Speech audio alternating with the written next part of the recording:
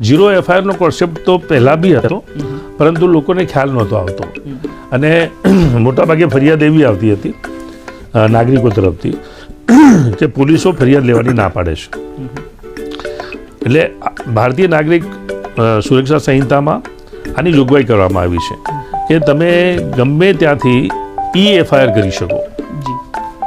તમને લાગે cognizable offence બન્યો છે અને મારે પોલીસ સ્ટેશન નથી જવું, તો આપના છે ને તે ઇન્ટરનેટના માધ્યમથી એફઆઈઆર કરી શકો. એ મને લાગે છે કે બહુ મોટી હરણફાળ છે ભારતીય કાયદાના ઇતિહાસની અંદર.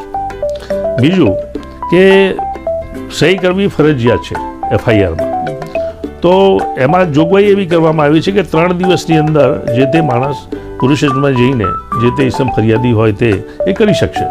એટલે આખો ટેકનિકલ પોઈન્ટ, આખો ટેકનિકલ મુદ્દો છે ને તો સરળ રીતે છે ને તેને